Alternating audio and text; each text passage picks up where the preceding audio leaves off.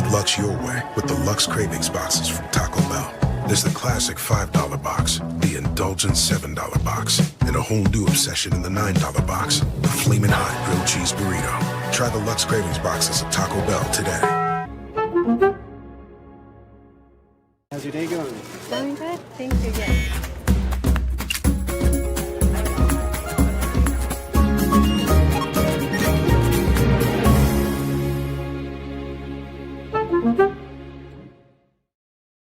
Check out the all-new Blue and Orange store at the Boise State Hall of Fame. The Blue and Orange store has your best game day gear. We're talking jerseys, hats, bumper stickers, car flags, more than 4,000 hats on the hat wall. If you want the best Boise State gear, make sure you check out the Blue and Orange store online at theblueandorangestore.com or the all-new Blue and Orange store down at the Boise State Allen Noble Hall of Fame. As sports fans, we may cheer for different teams, but there's one thing that we can all agree on. We want the game to be big. And with 3 levels, 30 cabanas, a 143-foot screen, 6 clean pools, and endless cold drinks, it doesn't get any bigger or any better than Stadium Swim in Las Vegas. All sports, all seasons. It's more than a pool deck. Stadium Swim. It's the only thing like it in the world. Bronco Nation, when I score, Jackson pours. Each game I score a touchdown, head to Jackson's on Monday for a 49-cent fountain drink with Let's Go rewards. And don't forget your free banana, Jackson's. Let's go.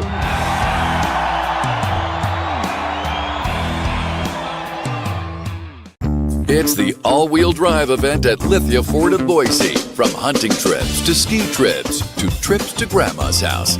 Nobody does AWD like LFB, Lithia Ford of Boise, where Ford begins in Idaho.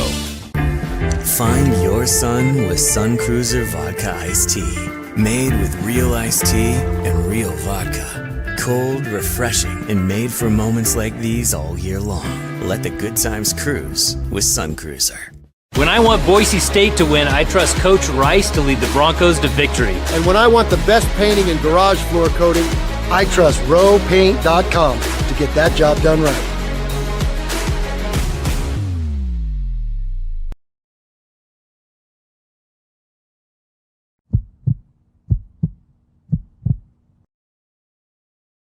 Welcome to the Lithia Ford of Boise pregame show from Bronco Nation News. Game time is approaching, and we're getting you ready with the latest pregame news, interviews, analysis, and more from BNN. BNN broadcasts come from the Sun Cruiser Studios. Sunny days call for Sun Cruiser Vodka Iced Tea. Made with real iced tea and real vodka. It's refreshingly smooth and easy to drink. Crack open a Sun Cruiser and let the good times cruise. Have a pregame score prediction or comment? Let us know in the ICCU YouTube chat. Or leave us a message on the Signature Roofing voice box at speakpipe.com/BNN. The BNN pregame show is presented by Lithia Ford of Boise. Lithia Ford of Boise is a proud sponsor of Boise State Athletics and proud to support our student athletes through exciting NIL partnerships. From the blue turf to wherever life takes you, Lithia Ford of Boise is here to get you there. Lithia Ford of Boise, where Ford begins in Idaho. It's the Mountain West Championship game, UNLV and Boise State. Let's go out to the James Kitchen and Bar near Albertsons Stadium and the Sun Cruiser Studios to join BJ Rains and the guys for a special edition of the Lithia Ford of Boise pregame show on Bronco Nation News. How we doing, Bronco Nation? Good afternoon, and welcome to the James Kitchen and Bar. Welcome to downtown Boise, just across the street from Albertsons Stadium. And welcome for the first time to the Sun Cruiser Studios here at the James. We're on the patio. We got Kent Riddle. We got Brad Bedell. It's Mountain West Championship Day, and going to be a lot of fun here. I know the weather not perfect, but hopefully a big crowd still expected, Kent, and going to be a fun game. Yeah, I mean, based on what I've seen, there are a lot of people down here. There's still room in the James right now, but look like end zone and studs have been packed since earlier when I drove by, like at 10:30 in the morning. I think they were open. I don't know. It's football weather. It's a fat man's dream. Well, also my dream was getting Sun Cruiser on board as our studio sponsor. So money for the company and delicious beverages. And when I was down at Circa, our friends at Circa, down at Media Days and things, they actually were one of the first folks that got to have this product. And they got me hooked, and now we got a deal done. So we appreciate the Boston Beer Company, Sun Cruiser. You got lemonade, vodka lemonades. They got iced tea vodkas, all different flavors, drinks. And so no carbs. Or low carbs, low cal, no carbonation is what I was trying to say. So it's a nice little drink here. We got some on the table that we'll be enjoying. They do, Barry and Company got them. They will be selling here at the James as well. So from now on, you can watch the BNN shows, have a Sun Cruiser. They're good, I won't say good for you, but in terms of they're not sugary or some of the health, one of the healthier options when it comes to alcoholic beverages. They also say water's good for you. I'm sure there's water in there, so it's good for you. Yeah. Well, if you're trying to, watch your carbs or something like I am, it's a nice light beverage to watch, have when you're watching football, whatever. So appreciate Sun Cruiser. We actually have a cooler behind me, guys. We're going to give away today. So if you see right there, Rid, nice, really nice Sun Cruiser cooler. We're going to give away if we have any ideas. I don't know, score prediction, or if somebody comes up here and buys a Sun Cruiser, maybe we'll throw them in the hat. I don't know, but they gave us a nice cooler to give away today. I'm saying score prediction. Whoever in the chat is closest to the score prediction, we can't give it away, I guess, then until after the game or later. But but they can show up for the next Riley and Ridge show or something like that. That's a good idea. Will you sign the cooler for them if they want to? If they wanted to devalue it like that, I'd be happy to do that. All right, so we got somebody saying, I'll come. Luis says, I'll come say hi. So there you go. All right, so we got our first projection. Oh, it's Kanan. I don't know if he counts or not. 27-17. Need that cooler. I did not hear a Kellen Moore over here joining us today. Yes, with the punch. I did not hear a disclaimer about employees of such and such are not eligible. I didn't hear for as little as we pay him, he's eligible.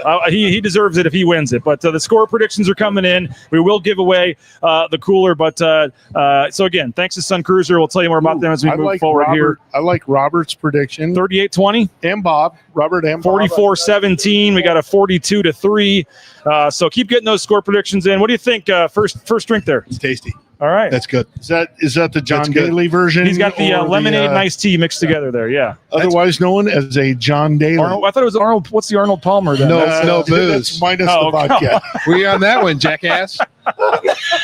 I've got just the straight lemonade, so no tea, just lemonade, vodka. There's a name for that. Dude, those can get you in trouble. They can. They're only 4.5% though, so you can actually have them and enjoy them, and they're not super strong. So there you go. Means you just got to drink more of them. There you go. Exactly. So Sun Cruiser's available at Albertsons, Jackson's. Our friends have them now, so all different spots and variety packs and things. And I don't typically pregame. I got work to do, but I said, you know what? I'll try one here for the sponsors. So we still got 3 hours till kickoff. I'll be all right. But guys, what are your general first thoughts? You're not driving. Well, that's true. And I'm not on the air again for 7 more hours. But what are your just general thoughts? I mentioned the weather, but obviously Boise State, UNLV, this is becoming kind of a yearly thing here. 3 years in a row playing in the championship. 5th meeting. Boise State put out a crazy stat, guys. 5th meeting in the last, I think it's 734 days. It's the second fewest time frame in like the last 25 years for teams to play 5 times, kind of a random thing. And if Boise State wins it tonight, it'll be the most wins over an opponent in this time frame, 2 years in a month, I guess. It's like 1980. So it doesn't happen very often where you get 2 times in a year, let alone 3 in the last two years in 1 month or whatever. So very familiar with these teams. Boise State has dominated the series, won 10 games in a row by an average of like 21 points a game. Beat them pretty bad the first time they played here in Boise. Just what are your kind of general thoughts, Brad, on this game? I mean, it's a lot of people, but you can break a lot of tendencies. And so I think that's going to be a big thing. And I think as you get to know teams and personnel and attack weaknesses, you've seen them a lot. And you can always – this is what I always like doing, especially players, challenge them to go back to all the previous games you played against them. What beat you personally, one-on-one? Right? Like what pass rush moves, what did they do that hurt you? Because they're going to go back to it because they're studying you as well as an individual. And I think like obviously series wise, 5 games in whatever days, but really we're talking about 2 games. I mean, if you put a different jersey on UNLV, wouldn't be any different.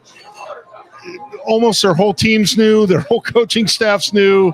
I mean, this really this really a 2-game deal. Yeah, it's here. more the latest game, right? Yeah. I got you. That's all I'm saying is because they have, I think they had 60 or 70 new players, a lot, something like that. Obviously, entirely new coaching staff. Yeah. Well, let's go back then to the first game, 56-31.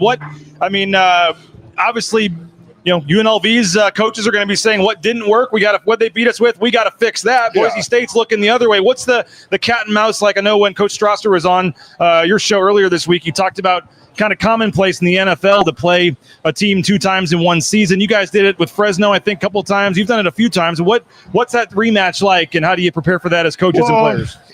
I think Strauss mentioned it, and I think Coach Cutter mentioned it the other day, not on the air, but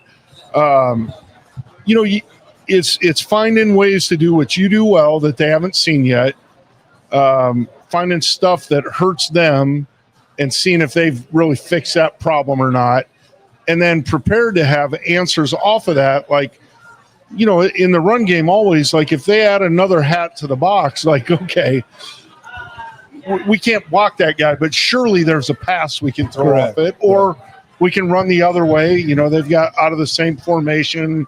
They bring another guy down strong. We should be able to run it weak. I mean, those kind of things. So making sure you have your answers, but you don't want to get away from the stuff that you've done well and has hurt them. Agreed. And just abandon that and say, like, well, surely they fixed it. And you don't do it. Like, that's probably a mistake. That's the other greatest thing about shift and motion teams. You're just putting lipstick on something. Same play, but looks different. Looks different. I mean, I don't want to remember the year, but we ran inside zone 97 different ways to do it by shifting and motioning and things like that to create your mismatch or away from the down safety. But like you said, what are you really good at? And then how can we get to final formation? And then have everybody move all over the field, creates confusion for them, give them one more thing to think about. And then all of a sudden, they're not shifting motion and we're going to throw it or something. Yeah. And maybe even, trying to figure out if some of the stuff, like, I know last time we played them, we were really heavy and unbalanced. Like, okay, do they have an answer for unbalanced yet? Because sometimes you don't have an answer the first time. You might not have an answer the next time. Or their answer could open them up to something else, like a shot or something like that, or where maybe you start could going take unbalanced into the boundaries. So Boise State did rush for almost 300 yards in that first game. You mentioned, hey, you're going to have to mix some things up, but you don't want to, if it worked last game, maybe it's just going to work no matter what they try to do. What is that cat and mouse game like, where it's like, okay, we think they might try to change it up and defend it this way, but also like, yeah, they couldn't stop us. We're going to just keep doing it. I think that's exactly it. I think you're saying it. You're going to maybe once or twice, you're going to line up and exactly like you did it. But the rest of it, you're going to start out in some other formation and shift or motion and get to that final formation and see if they have an answer still. And then maybe the 1 or 2 times you line up in it, you're trying to see, like, I'm just trying to see exactly what they think their answer is. Right. It might be like they don't have one, keep doing it. But if you see like they're adding the guy in from wherever, you generally have a way to take advantage of that in the pass game. Well, agreed. But the other thing is, guys, they can't change their entire defense in a week. No. So defensive coordinators don't change. 6 days for them. 6 days for them. So structurally, they're going to come in. Are they going to, when they come in heavy personnel, they're going to go straight to odd or bear? Okay, now we know how to attack that. If we're a light and 11, which is 1 tight end, 1 running back, wide receivers fill them up, what are they going to do from there? And they add some pressures on third down. That's our offense is really good at running like 12 personnel or 2 tight end plays out of 11 personnel, because our receivers aren't afraid. Yeah. For all the guys that have gotten on them like that, people ought to pay attention to the way they block. I mean, they get after it. Well, not to mention, it can open up the passing game going out of 12, get into 11 type formations. Absolutely. Double split out. Now attack them in the passing game. You got a special guest we're going to bring on here in just a minute. I was just going to say, we have a guy sitting right here that knows something about that. Before we bring him on, I'll let him just take my seat for a few minutes. But tell me about the impact you think the weather could have on this game here tonight. I more than anybody underestimated that in the San Diego State game. Now, I don't think it's raining nearly as hard here. You won't say it, but I also think, there were some things with the play calling that I think that maybe if they had a chance to do it again, they might have done a little differently. I'm not going to say they didn't have a reason for what they did, because I know they did. But it was conservative, and I think they probably feel a little bit better about opening it up because Max has had more experience, and now they're going to have Maddox back. Do I think it's going to have some impact? Yeah, probably a little bit, but I don't think a ton. It's not raining that hard here. I think that's. San Diego was an absolute monsoon the entire game. I think that was grass as opposed to turf too. Yeah. But Boise State, this has in 3 or 4 games this year, they've dealt with some weather, Brad, in terms of ball security and obviously running the football. I mean, you would think with Boise State's defense and the way they run the football that they'd be set up to be okay tonight. Yeah, I think it comes down to ball security. It comes down to ball. I mean, take the San Diego State game out of it with the young man made his first start. Okay, now you got Mad Dog back. I know we can get into that if you want to, but we'll do that after we talk to our guest. Yeah, which is fine. But on top of that, he's played a lot of ball. He's played a lot of ball in the wet. He'll be fine. It's just the running backs need to secure that football in the running game around piles, right? Around piles. Don't let the extra punch get that ball out on a wet ball. And you're not going to get any center quarterback exchanges, at least I hope not, because they've been dunking wet balls since August. Yeah, well, we will be here. We're going to go at least 90 minutes, maybe 2 hours if we got enough to do. But you guys will be here for an hour or so. We're going to have Nathan come in. We also have Jackson Taylor, the quarterback commit, or signee now, is here, paid his own way, guys. You can't do any kind of visit. He can't even get free tickets for the championship game, even now that he's signed. Him and his family just wanted to spend one more game as a fan in the stands before he joins this program. So they came all the way up from California today, and he's going to stop by and join us here in a little bit. But I know you have a special guest. Who knows, may stop by. We may get some other folks as well. We might get a few others. You found an old friend here at the bar you wanted to bring on. Without further ado, go for it. Right? We got Alec Dans coming on. I'd rather hear from him than me anyways. Go for it, Chair. No, you can chat with them. All right. Tight end / old lineman. Come on, Vidal. I know you want to be an old lineman. Yeah, the best Al story, I told it earlier, but is, he scores a touchdown in 17 against Oregon in the Vegas Bowl, and Al comes back to the sideline. I mean, he avoided a tackle, got hit, spun, scored. He's like, if I didn't know it was that easy, I'd have just done that every time. I didn't. I should have broke more tackles. But no, that was pretty cool to end my career on that game. No doubt. That touchdown is. I do believe also a part of the famous spinning diamond. Oh, God. Well, hey, it's famous. Don't get into the details. Can you please tell them? Yeah, it went viral. Also, tell them how many times we practiced that after practice, because the spin had to be perfect. It had to be perfect. The timing had to be perfect. Brett was on point. I missed my block, but thank God Ryan Wolpen, he got it in. But I do have to argue that it was like an 18-play drive. I went every play, a little tired. We had to do this stupid shift where I had to go all the way across the field. Freaking river. I believe you just That's scored. the way it is. Was that not the play you scored on, too? The 2-point try for the play you scored? I think it was, yeah. Yeah. So you weren't that tired. I'm getting the ball. There's an energy shift. Hey, if it wasn't. Well, I was celebrating so hard that I was freaking tired afterwards. I don't blame you. I do believe we went 0 for 3 on the blocks. I mean, we might have got a piece of each guy, and Wolpen just kind of made it out. Wolpen snuck through there, got the touchdown. Hey, it's fun. It's different, so it works. It does. Yep. How many conference championships game? So you're here for 5 years. 5 years. How many conference title games? 2. 2014 when we won the Fiesta Bowl, and then 2017 when we won the Vegas Bowl. And then Mount West Conference? Yep. 2 of 2. 2 of them. Yep. Yeah, 15 and 16 didn't go as well as hoped. We lost the Air Force and lost 16. We had a great season that we put together, but we lost against Wyoming. We were 8-0, I think 13th in the nation. Went down to Laramie and one bad game and just kind of destroyed our season. Yeah. But anyway, we were talking before you sat down with BJ just about the versatility of the tight ends and and really the receivers even too. But you're seeing a lot of 12 personnel run game out of 11 by our team now, and a lot of 11 pass game out of 12 by the tight ends, really, and how much that matters. And, you're a guy that can talk about that a little bit, but like at really both positions, but especially tight end, how much you have to know to be able to be a part of that. Oh, I always say it's the second hardest position on the field. You have to know the O-line's calls. You have to know the receivers, the routes, the defense, blocking schemes, blitz packages, shifts, formations, all the fun stuff. And that's what makes Boise State so special is because, you got guys that are able to go in there and, perform at a higher caliber and be able to play. I mean, the preparing for that's hard. The install. I mean, I didn't taste it for no long, and then I get to Auburn, and I'm like, oh boy. I mean, I know I called you, and I was like, you could have let me know this earlier. Right. It's like because you got to start with formations. Because if they don't know the formation, you don't know the final formation, you don't know the shift or motion. Yeah. You know what I mean? So that's the one thing that you gain respect for the tight end room is how much you have to know. It's essentially it's a quarterback. Yeah. You are closest to the quarterback. Yep. Except the quarterback doesn't care about how you're run blocking anything. No.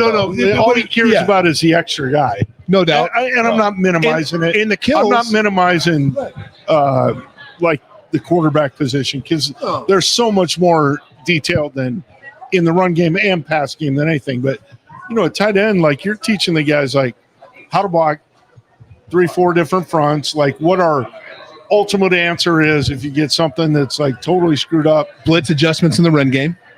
Yeah. Pass pro. Where the safeties are at. No doubt. The blitzes are coming. Not to mention kill plays. You're coming out of the huddle thinking you're running a post route, and all of a sudden kill, and all of a sudden, oh my God, 2 seconds to adjust to block. And then all of a sudden you got a blitz, linebacker come in, and you got to make a call adjustment and get all the way down the line. There's no doubt. It's the greatest thing of all time. Yeah, that's why I love it. It's fun, but there was a lot of we used to joke for a minute or two, and then it was like boom. Yeah. And at the end, it's like you don't have enough time. You good? Are you good? You good? I have a question. We don't have time. I'll get you on the field. There's a lot of times we did that. We'll get back to that. Write it down. Circle back to that. Yeah. Here we go. I'll let you know when it's coming up. I'll tell you what to do. We'll go over it in meetings. We never had enough time in the film room. Never. Yeah. And wasn't wasting time. We even started a lot of times early. Like we meet for 10 minutes, go to the whatever. But you also got guys that, like Al, a lot of times was like strapped together to play.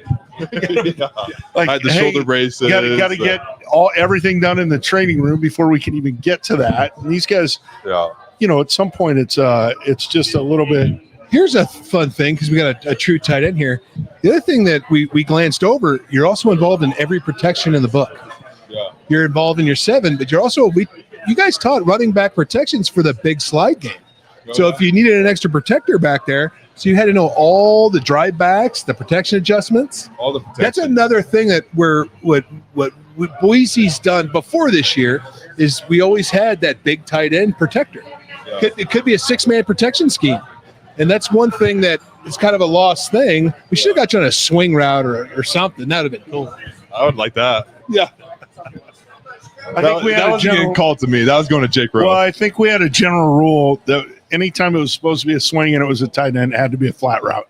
Like there were no swing routes. Good point. Yeah, that's too much movement for me. No. All right, what do you think of tonight's game? I think these guys got to be tough. Late in the season, these guys are battling injuries. I think it's going to be the toughest team is going to win tonight. We got to run the ball. Come out, run the ball. It's going to be wet out there, so I think whoever can run the ball the most is going to win this game. Score. I think it's going to be 21-17 Boise State. Ooh, low scoring affair tonight. Yeah, it's going to be a lot of defense. No, I'm going to hold my prediction. Yeah, I'll hold it later. What did you guys guess? It's a non-cover. Yeah. This line jumped to 5.5. 5. In the past hour or two. Oh, I did not know that. Oh, it came at 1.5. Big money came down. In the first 2 hours, it went from 1.5 to 3.5. That's a lot of money down on Boise. Vegas, they usually know something. They're pretty smart over there. You mean that stuff's not for free? No. I've never been to Vegas. I only go with BJ. Don't hang out very much. I thought we hung out in Vegas one time. Maybe. Allegedly. Yeah, no. It was after I graduated. I don't remember. Appreciate that. Got your back. No, this should be a fun game, though. No doubt. Weather, all that. But I think Al's right. It's going to come down to run the ball, stop the run. And in UNLV's case on offense, I think stop the run has a lot to do with keeping their quarterback in the pocket. He is a playmaker when he gets out of the pocket. And if he takes off, they're going to have to be really defined on their rush lanes to keep him in the pocket, because you don't want him not just escaping outside, but flushing up the middle, getting a full head of steam going, because that dude can fly. Which historically, Shenanier's very good at. Yeah. And, the one guy that we don't talk about ever, who I want to give a shout out to, is Jabril Frazier. He's done a great job this year keeping quarterbacks contained. I love his energy out there. Yeah, and is it a freshman? That Bowl kid? Yep. He is going to be the next big special one here. And so Jabril does a good job, because they're asking that Jack to blitz a lot, keeping him in contain and things like that. I think they've done a great job with Jabril's done a great job. BJ, we might be kicking you off the show for the rest of the time. Beat it. Sorry, BJ. If this guy shows up that I just got a word was here, it's over. Game over. Who's that? We'll see. We'll see if he shows up. Oh, no way. That fires me up. Where's he at? He said he's here, here. So we'll see. But he might be lying. Tommy Stewart. You never know. Anyway, enjoy the game, bud. What do you guys think? What are your predictions? I have to save that for later. How you do? Yeah, I don't think it's your score. I think it's here he is. I think it has to be 30 plus to win. Okay. High scoring game.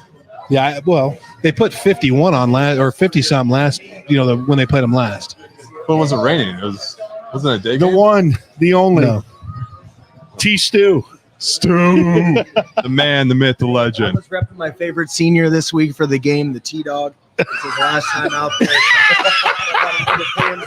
T-Dog came out of retirement. Hey, he came out of retirement to be here tonight. Championship game. Got to leave it all out there. Am I right? He actually, his publicity team issued a statement, I believe, right? He's got a lot of statements. He's got some of the best publicity. Sit down. Sit down. I'm just going to be right here. No, Tommy, you're coming on. You're up. Tommy's up. Everybody, Tommy Stewart. What's up, guys? How we doing? Just getting off work for the day. Made my way over to the James. Some phenomenal sandwiches. Get to be on here with two of the best guys around. Love Alec Dans too. One of my favorites. Yeah, thank you to Al for popping on. Tommy, tell us a little bit about. So we got, a lot of people want to create a quarterback controversy this week, right? Yep. Maddox has been hurt.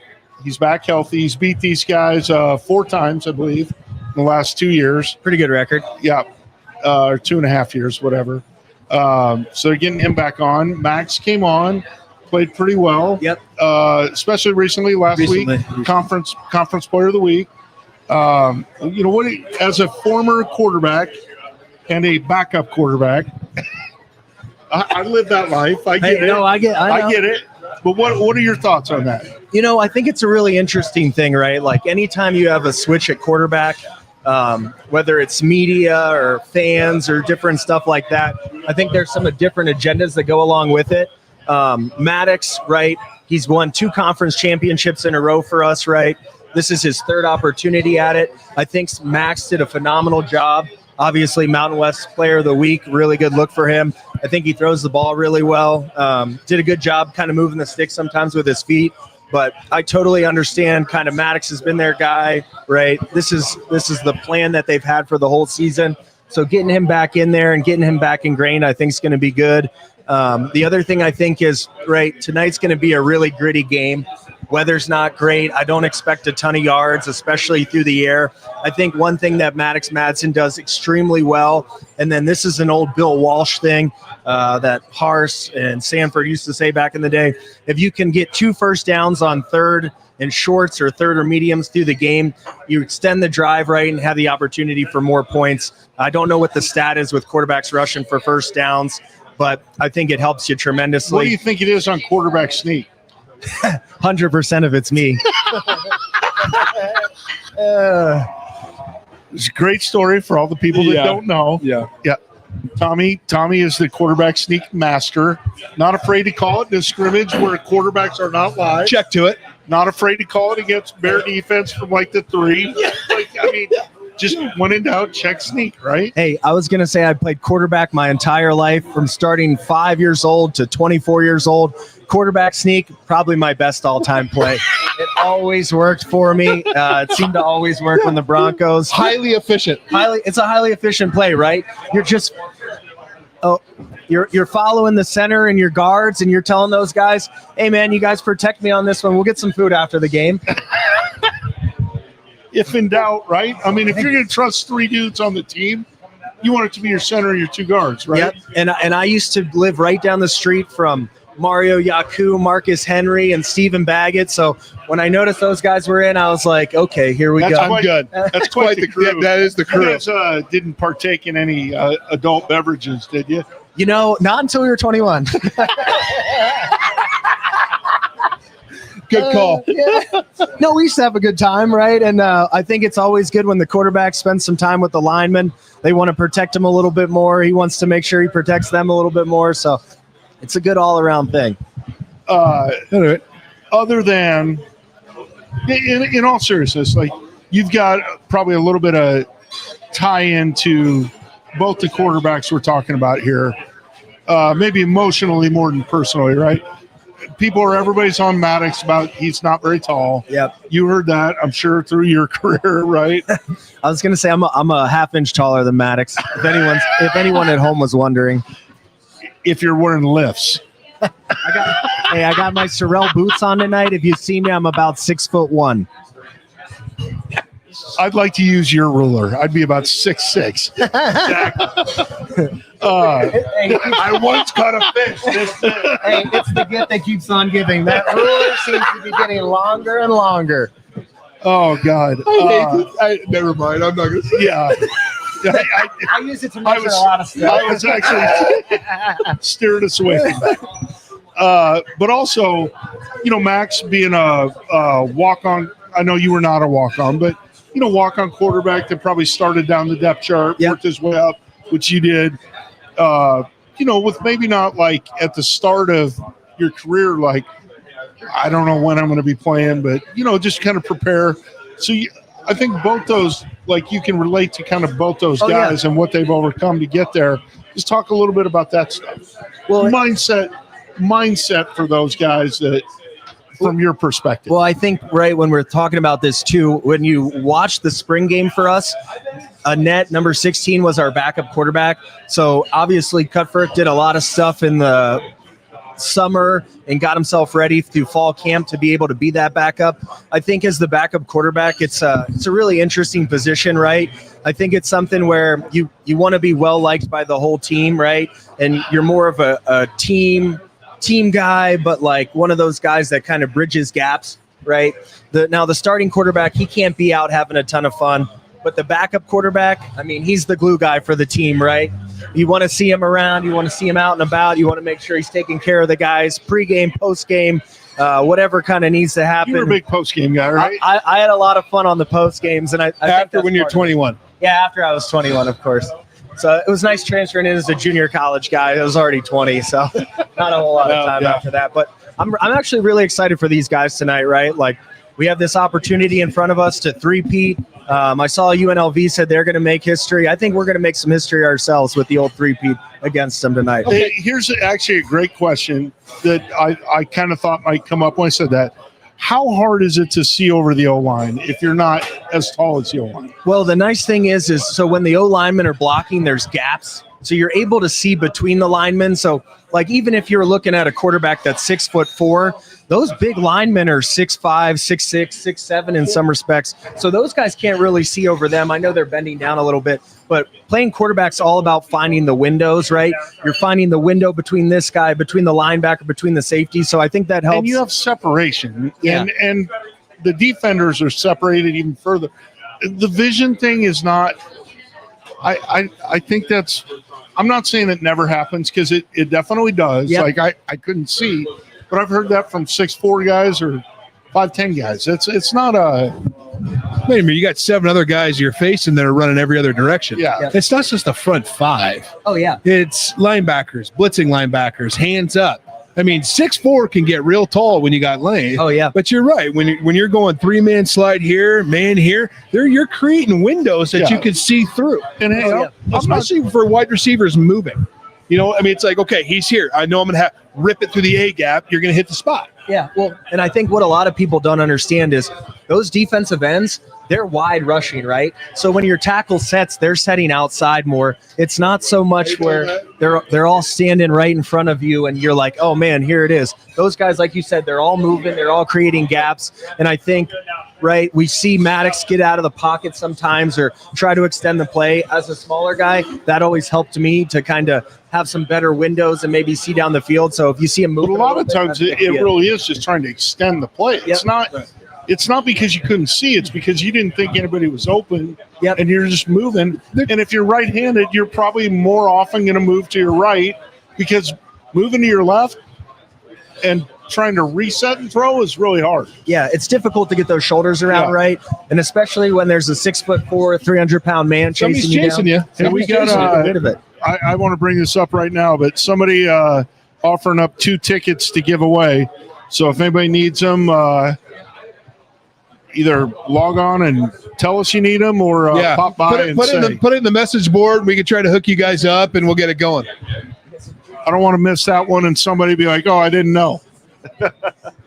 So, all right, Tommy's done. Tommy, give us a score prediction.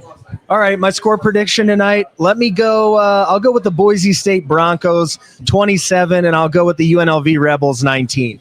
Broncos take it home. Three consecutive game. All right. Hey, thanks for having me on. Thanks, Bronco Nation. Yeah. Tommy, you are a legend. Someday we'll get you on, and we'll tell even more stories. Hey, we got some good stories, Coach Tommy. Red. Glad to have you. Hey, thanks for having me on. Hey, Tommy, how about this? From one quarterback to a future Boise State quarterback, Jackson Taylor just signed. A quarterback here out of California is going to come on next. Okay, awesome. You can. He's one of the big quarterbacks they just signed for this class, and he's here to come by. So from the past to the future here. So we'll let him come in. Tommy Stewart. Nice to meet you. Congratulations. Thank you. Come over on this side if you don't mind here. We'll share the mics here. Jackson, we all love Tommy. Whatever he does to the opposite, you'll be good. Jackson Taylor signed on Wednesday, and now here he is in town to be a quarterback for Boise State here moving forward. But you're a fan today, though, for the final time, man. Thanks for stopping by the show. How you doing? Oh, I'm awesome. Thank you for having me. I'm absolutely enjoying this time being a fan right now. It's pretty fun. Pretty fun to be here with my dad and, get used to this weather a little bit because it's going to be, a while getting used to it, coming from SoCal. So I'll take all the advantage I can get getting used to that. This is abnormal, I would tell you that. I'm trying to think of, bad weather games here in Boise since 14, and, the only snow game in the championship. San Diego State in 14, Fresno State in the championship.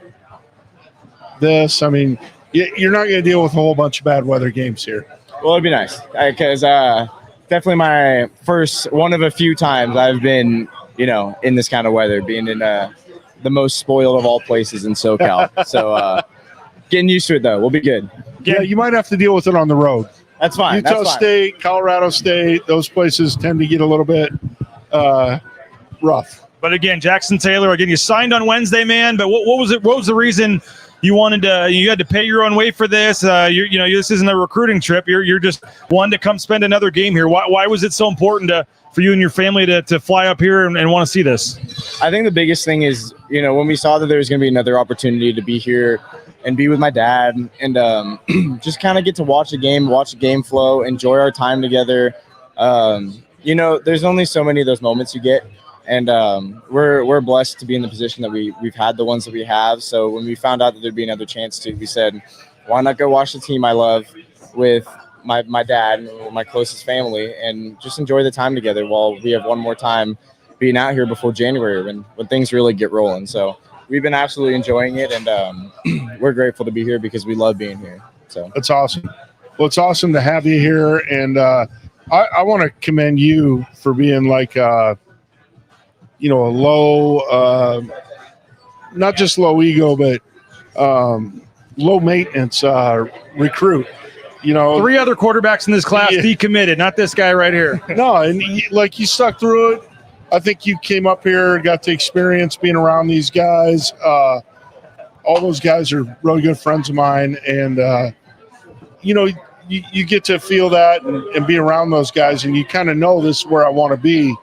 And the rest of the part isn't such a big deal, right? I mean, I'm not trying to minimize the NIL part of it or anything like that, but I don't get a feel like for you is like, hey, as long as I'm being treated fairly, like that's good enough, and let's move on.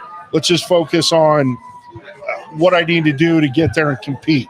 Absolutely. And kind of with my family, we've had a few things that we talk about as being our big, the big boxes that you want to check.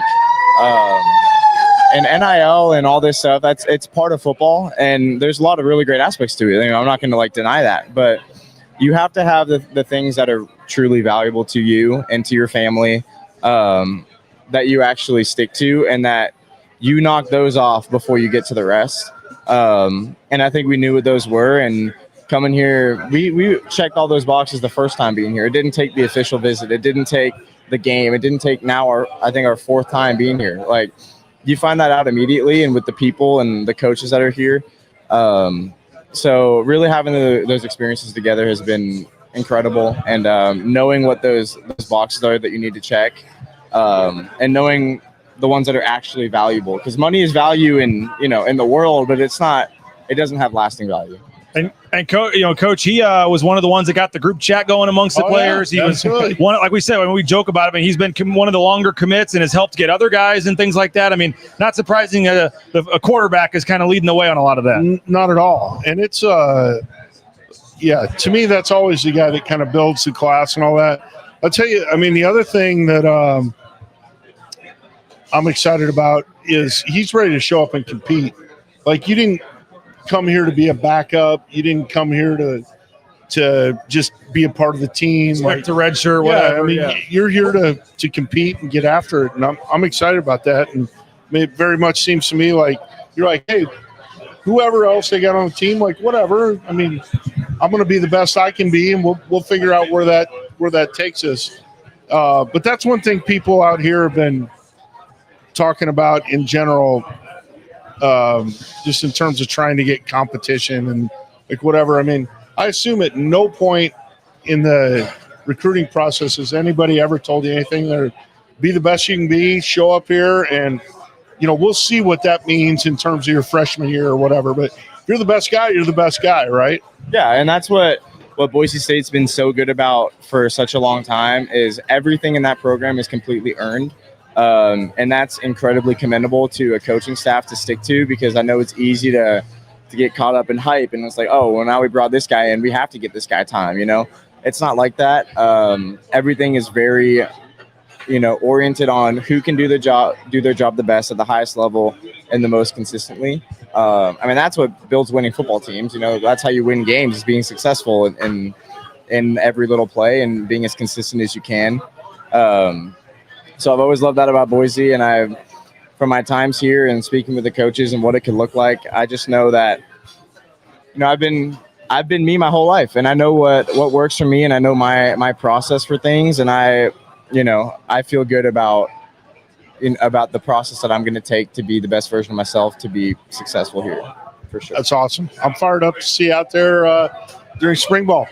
Get ready for those 6 a.m. workouts coming in a couple weeks here. 6 a.m. workouts in the snow, I've heard, and oh my goodness. It'll be fun though. You'll enjoy it. It's different. That's a great way to get acclimated for weather like this. Oh yeah, for sure. Michael Murray says this Jackson kid is a freaking class act, wise beyond his years. What a freaking stud. Proud to have you, son. So everyone's fired up. And have you felt I would hope everybody echoes that. Yes. Have you felt I mean, it's still kind of early in the day, but now is it any different once you've signed coming here as opposed to like on an official recruiting trip and things like that, in terms of just, I don't know.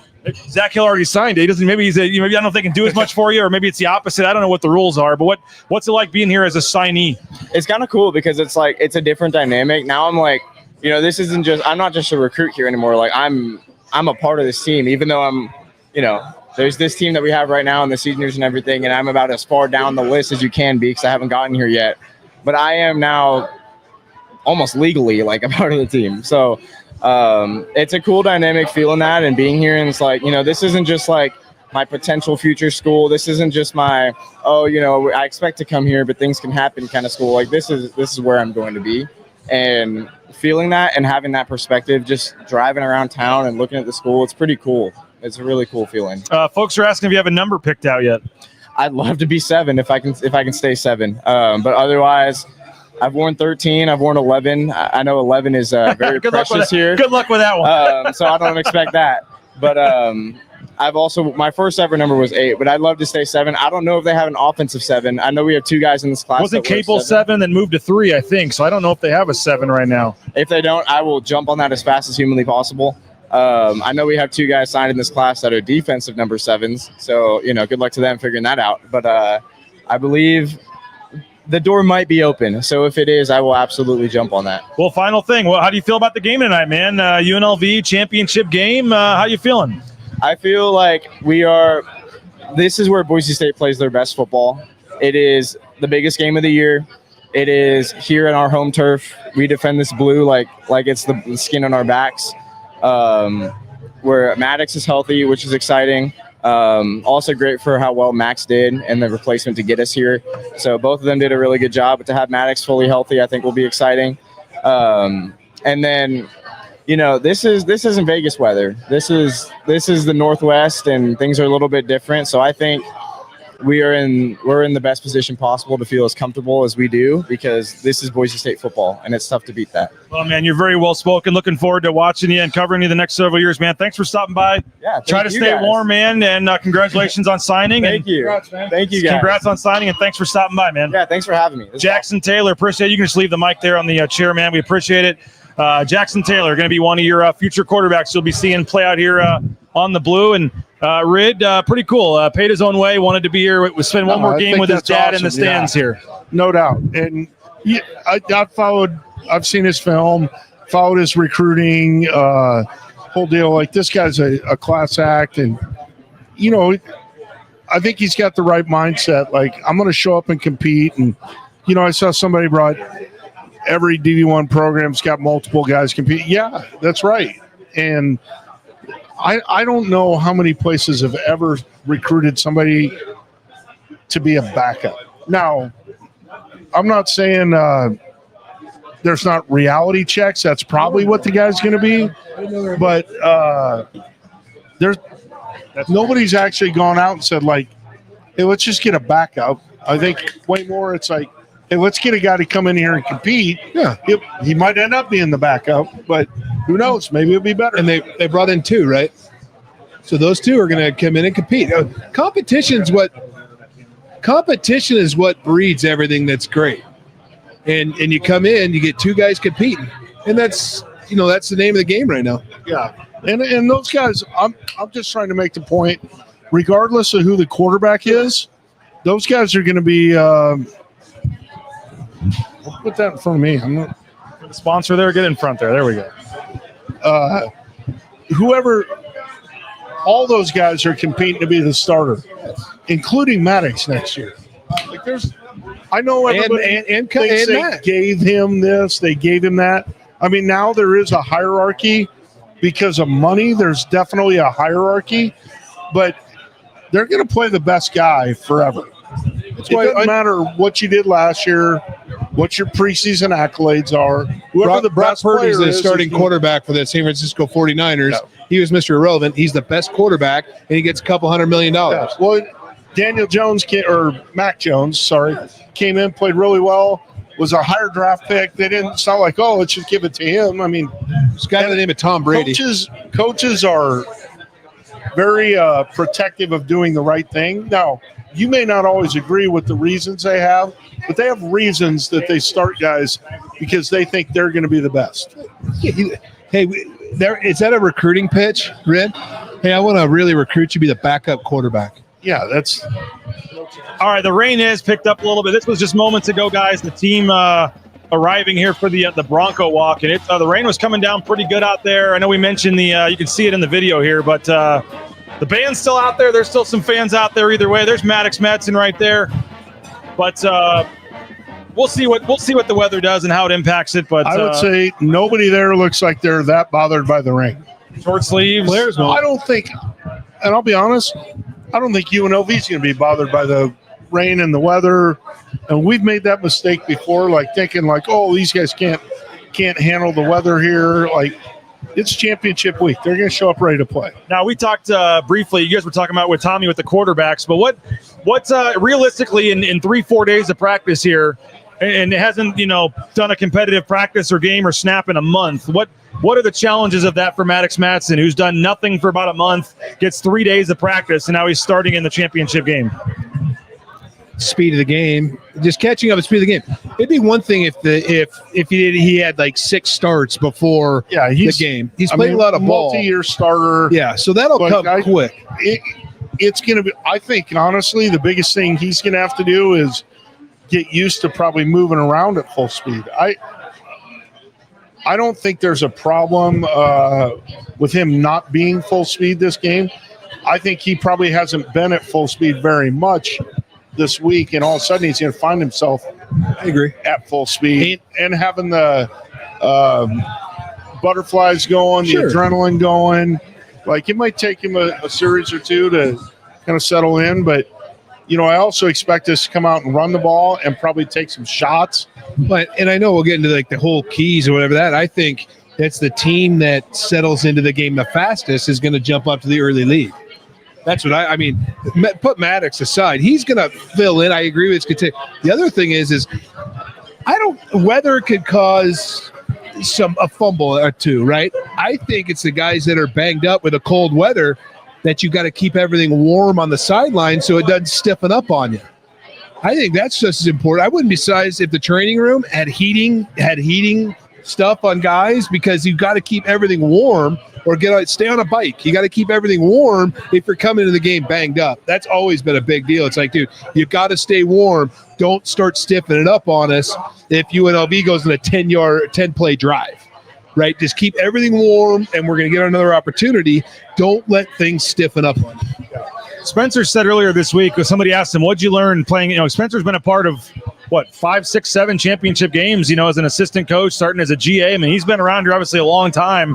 He said, hey, we've won some championship games. We've lost some championship games. Somebody said, what'd you learn? And he said, you can't take anything for granted. It doesn't matter how badly you dominated the first game earlier in the season. Doesn't matter how high you're favored to win the game by. None of that matters. How do you instill that into the minds of 18 to 23-year-old kids when you've beaten this team in the championship game 2 years in a row, just beat them on the blue pretty easily a month and a half ago? What is that kind of like in terms of trying to motivate your team here to not take anything for granted? I would say film. I mean, like, you're showing guys some of that stuff, like, hey, what play helped us win this game? How close was that to not happening? What play hurt them? How if they eliminated that play, what's this game look like? And I assume they're showing them all that stuff. I mean, I think back to, I think Spence and I are probably on the same page a little bit, but taking things for granted. I mean, we're playing Fresno in 19, and we take forever to get a extra point off, and it gets blocked. Hey, we can't assume that the field conditions, everybody needs to be ready to operate under normal timing, even if the field conditions are not great. Yeah. New week, new game. New week, new game. New week, new game. And I think that you do bring up a good point. 18-year-old kids, they always go back and go, you know what? Come on, guys. We beat these guys by 30 last time. I mean, how? No. They're playing now. I mean, that's a long time ago. I would say this, though. Boise State, traditionally one of the most paranoid teams in the world. And I don't imagine that has changed at all. No. They're worried about every single little thing they can possibly imagine. And it's been a big deal to make sure that doesn't happen. But over the last 24 hours, let's say, all right, we know how to handle all the contingencies cut it loose and go play as fast as you can, as hard as you can. Now, I know some of these like really cold, rainy games, the players sometimes will come out for warm-ups, no shirt on, right, whatever, try to intimidate the other team, whatever. Well, it says just got on X, the other team's on that now. Had no idea Danielson was tatted up like that. Here you go, guys. This is Spencer Danielson. Just minutes ago, apparently a photo of him.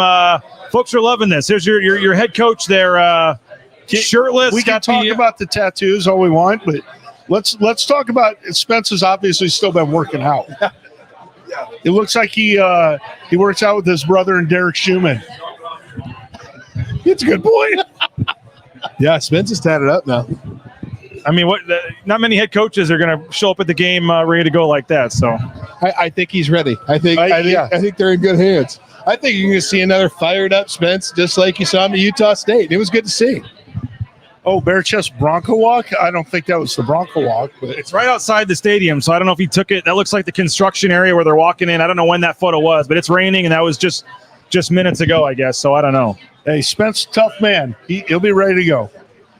This guy says, Brad is the man, just offered to buy me a beer for no reason. Go Broncos. Did somebody around here? Go over there. He's watching, I guess. So. Yeah, he came in, and I offered to buy him a beer. Well, there you go. I like that's the kind of guy he is, man. Yeah, you know. Hey, it's not an open bar for everybody, so just don't. You flock over, it's on you. Don't tell him it's on the BNN tab here. It might be. Yeah. Hey, that's the greatest thing about it.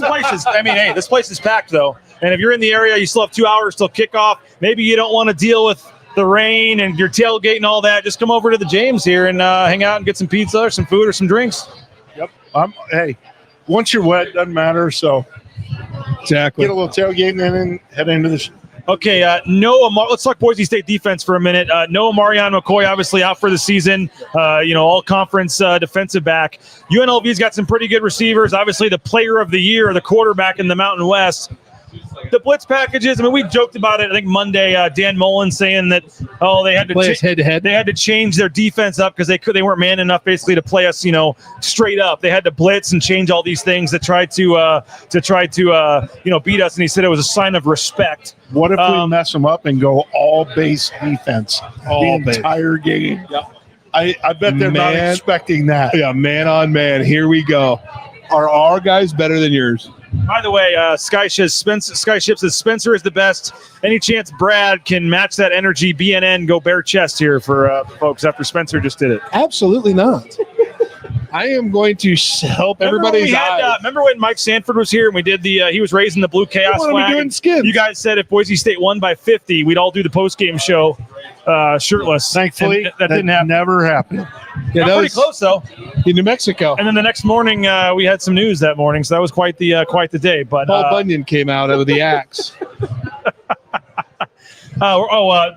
The Boise State defense.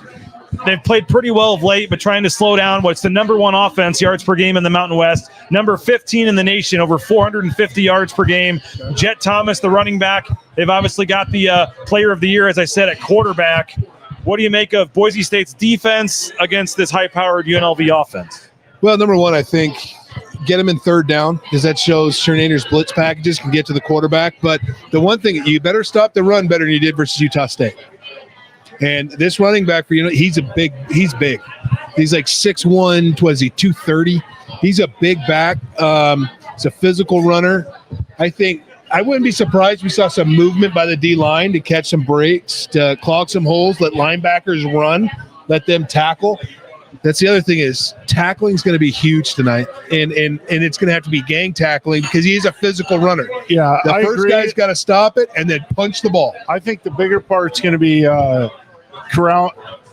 I'm taking the words right out of our guy's mouth, but corral the QB and tackling him in the open field. I think that guy's got elite speed, very elusive, and then can still throw it. So they're going to have to do a great job of keeping him in the pocket. If he does get out, do a great job of minimizing the damage. And also, different coverage looks, Red. You can't stick in man-to-man, especially with the corner out. You can't stick in man-to-man. Let's roll it. Different coverages. Rotate to 3. Play too high. Rotate in and out of there. Cross pops. Sprinkle man. And then the blitz packages come. Can you do it out of zone and man? So confuse him. and then keep them in the pocket, corral them, tackle them, and get sacks. That'll help a lot. 5 false starts for UNLV last time they were here. I think 4 in the first half. Second time around, I know. I mean, are they going to be? I think they'll have a better plan for the noise. But I also think not many fans in there either, as there were last time they were here. But I also think at night it's usually a little louder here. Last one was during the daylight.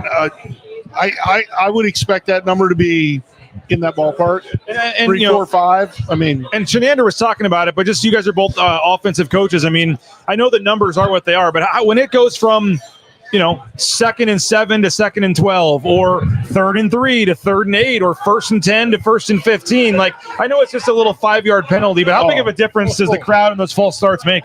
A big difference. 1st and 15 is, I think one year, I can't remember what we did, or what the numbers came out, sorry. But we studied like the self-inflicted penalties. Every time we had one, I think like 90% of the drives, we had to punt. It was actually a little less than sacks. 87% of drives killed by sacks. Right? And then other than that, start behind the chains. Now you're like, okay, especially in the red zone, is it get them out of field goal range? Or if you're going to go for it on 4th down, now they're thinking they got to get half. So the quarterback may squeeze a little bit and see what happens. I'm with Don May. Let's shoot for 5+. The thing that probably distorts a lot of our opponents' numbers is it seems like if they get 1, they usually get 2. Like they almost happen back to back. Because the crowd gets so fired up. It is so much. Jason Eck, the New Mexico coach, actually came on our show this morning to preview this game and talk, because they played both teams this year, and he's just a great dude. He was reminding us they had to delay a game on the very first play of the game. They couldn't even get lined up and get the playoff because of the crowd before the first snap. Yeah. It's now that last game. I'd like to commend, if Coach Eck came on this morning, I wonder where that.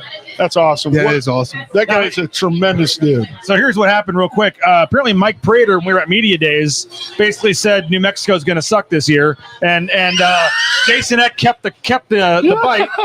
And he sent me a message actually on Wednesday and said, the next time Prater is on, I'll be happy to come on with you, but you have to play this clip before so I can give him some crap. And we played the clip, and I surprised Mike Prater and said, somebody's popular guy this week. So I said, somebody wants to come on and talk to you, and Jason Eck popped on. It was pretty funny, but he helped break down the game. And I mean, not many opposing coaches would just pop on a random show when his team didn't make the championship game than Jason Eck. That guy is a stud as a person, coach, all that. And the guy was a vandal, and for me to say that says something. He's a phenomenal human. But he's awesome. He's done a tremendous job, and I mean, I don't know the right way to say it, but probably rather be playing UNLV today than New Mexico. Yeah. Yeah. But the other thing, this is the second go-around with this staff in the stadium. So there can't be any shock, right? So they're going to know. They expect Dan the Mullen crowd now doesn't have the factor of never been here before. Correct. Just like Eck. I don't think Eck didn't realize how loud this place really is until you play it. And now they got it. Now they're going to be talking about that all week. The only thing I do think is I think Dan Mullen might still have a little of that SEC blood and be like, it can't be. Like, there's only 30,000 people. Like, it can't be that loud. Oh, he's probably in his mind. His players probably felt that too. Yeah. Oh, and the other thing I'm is, saying still. Yeah. I'm saying not even that. Oh, or this one. It's but maybe it's only going to be about 90%. To be as loud. We're going to be okay. And now you get to play them at night. Yeah. So give us a light show and just. We'll let you guys roll, but let's go to Boise State's offense against the UNLV. Some good comments in there. Boise State's offense scored 56 points last time they played. The numbers are not great for UNLV's defense. Now, the last 4 weeks, their defense statistically got better, but they played 4 pretty bad offenses the last 4 weeks. But overall, any concern about Boise State scoring? I feel like this game's going to come down to, can Boise State make enough stops? I have no problem. I think Boise State's going to score plenty. What do you make of Boise State's offense? Again, they rushed for almost 300 yards. Dylan Riley had 200 yards 6 weeks ago. Yeah, I mean, is there concern? Yeah, absolutely. I mean, last week, unheard of to have 24 third down and convert 13 of them. and I think 1 for 3 on 4th down, if I'm not mistaken. But so, yeah, is there a concern of that? Absolutely. But do I think they're going to be able to pull it out? Yeah, I do. I think we'll probably hit a few more big plays, get some loose. I think we'll contain them pretty good. They're going to hit a couple big plays. His quarterback's going to get out, make some stuff happen. But I think we're going to jump on them pretty good. And but Boise State's offense, are you concerned at all of them putting up points? That's what I'm saying. Yeah, I mean, am I concerned now? Yeah, I am. But I think we'll be able to run the ball and make some stuff happen. But I think there's going to be a drive or two in there where, we're going to have to face some adversity and punt the ball. And I mean, the over-under is only for Boise State points. This Boise State is 30.5. I feel pretty good about Boise State getting into the 30s today, or maybe the weather, maybe who knows. But but you're going to need some explosive plays by the wideouts. Got to step up and not have as many drops. Period. I'll just tell you right now. You want to go to this game? I think they're going to be able to run the ball at will. When they want to exploit UNLV with an explosive pass, they got to come up with the ball. Period. That's the end of the day. It's a championship game. Big players show up in big plays. I think Latrell Caples is going to have a phenomenal night. That's my prediction. I think he's going to snatch it.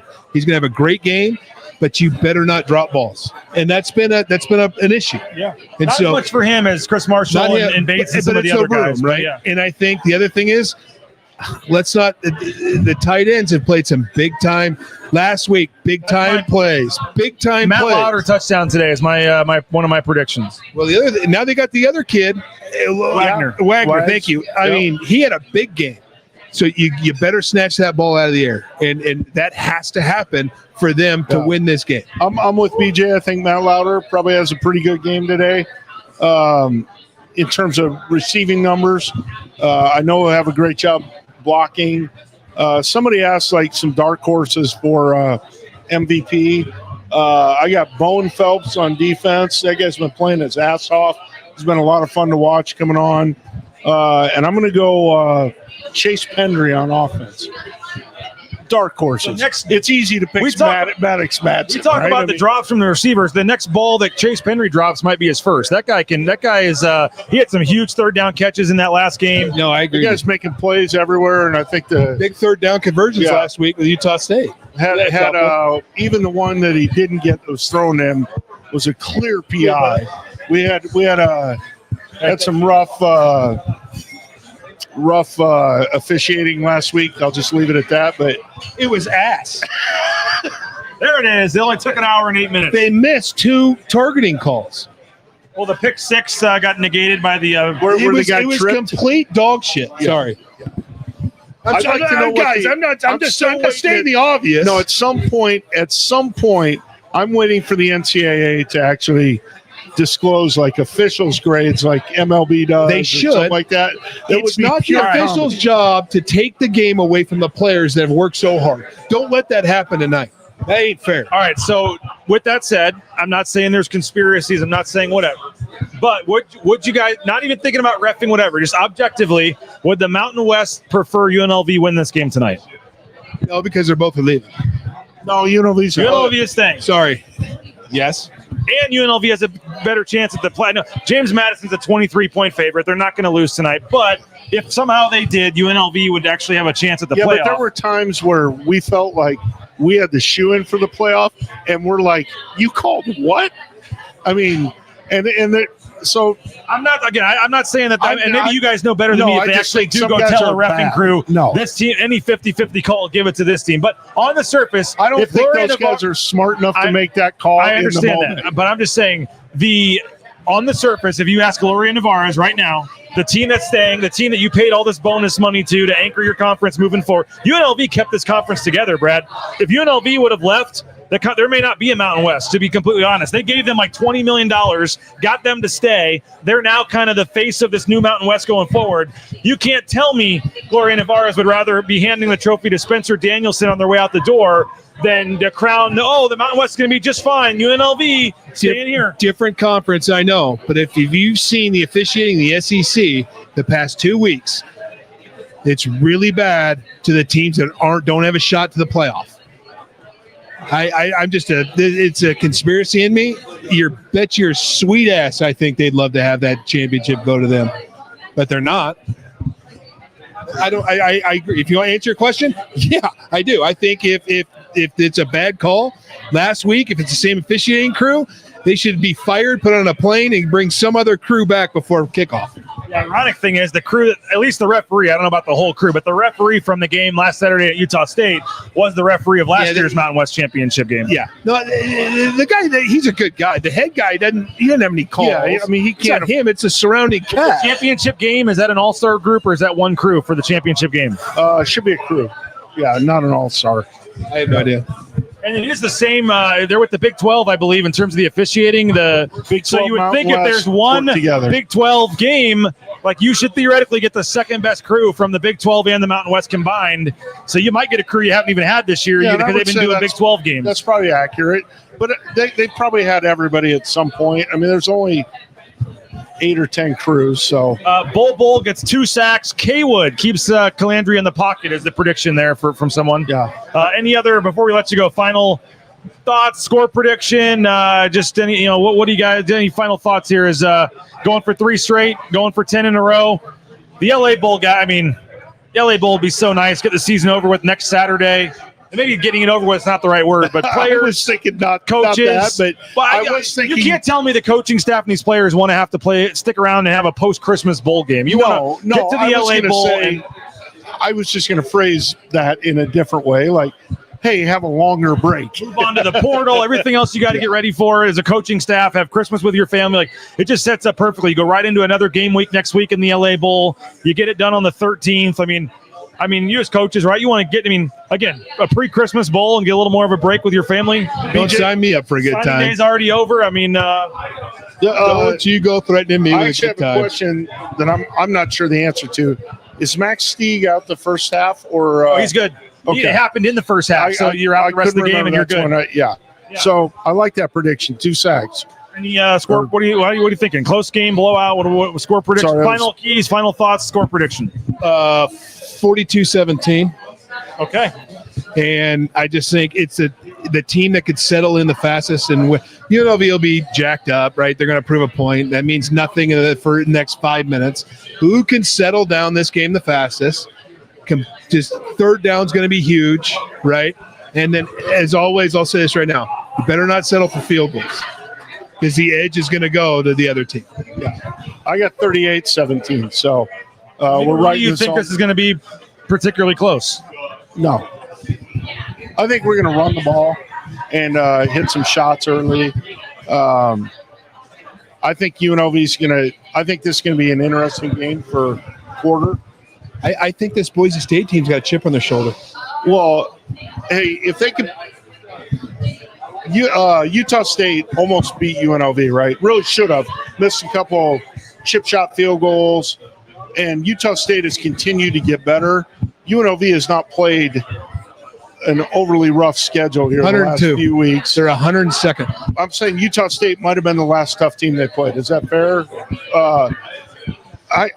I like our chances. I think our guys are. I want to put it into a dogfight, and I think this helps. Yeah, I think the first quarter probably interesting. We make some plays, get away from it, all that.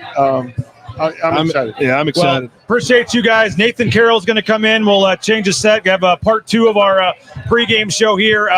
It's going to be crazy postgame free-for-all. Maybe we'll see it. Maybe we won't. I don't know. We're going to maybe do it from the field or here. I don't know. But yeah, you guys can let go. Us know. Yeah, just go have a good time and drink and whatever. And I would say we probably don't need you, but we'll see what happens postgame. Maybe we'll get you on. We've been if we see you here. I don't know. We've been very behaved so far this morning. You have. So far, so good. The Sun Cruiser's delicious. The Sun Cruiser. This is the best deal you've put together. Thank you. This Sun Cruiser's, guys, buy this. It's really good. And I didn't pay you to say that. You're legit. You drank 2 of them, and well, I asked them he brought 9 of them. He should have brought 40 of them. They're going to sell them here. I don't think they got them in time today. So these are really some of the good. samples they They're brought really us. good. But Really yeah, well, thank you guys. Appreciate it. We're going to take a quick commercial break. Don't go anywhere. We got Nathan Carroll coming up, some other special guests. Get your score predictions in. Let us know where you're watching from. If you need to go grab another Sun Cruiser from the fridge, we're back in about 2 minutes. We'll continue this as long as you guys want to go. The Lithia Ford of Boise pregame show. We'll be right back here on Bronco Nation News. Eat Lux your way with the Lux Cravings boxes from Taco Bell. There's the classic $5 box, the indulgent $7 box, and a whole new obsession in the $9 box, the Flamin' Hot Grilled Cheese Burrito. Try the Lux Cravings boxes at Taco Bell today. How's your day going? Going good. Thank you. Yes.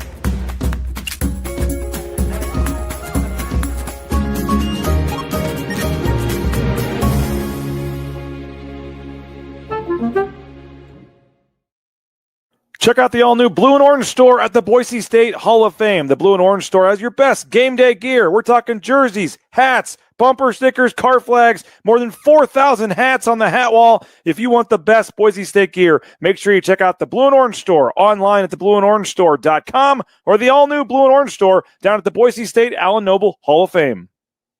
As sports fans, we may cheer for different teams, but there's one thing that we can all agree on. We want the game to be big. And with 3 levels, 30 cabanas, a 143-foot screen, 6 clean pools, and endless cold drinks, it doesn't get any bigger or any better than Stadium Swim in Las Vegas. All sports, all seasons. It's more than a pool deck. Stadium Swim. It's the only thing like it in the world. Bronco Nation, when I score, Jackson pours. Each game I score a touchdown, head to Jackson's on Monday for a 49-cent fountain drink with Let's Go rewards. And don't forget your free banana, Jackson's. Let's go.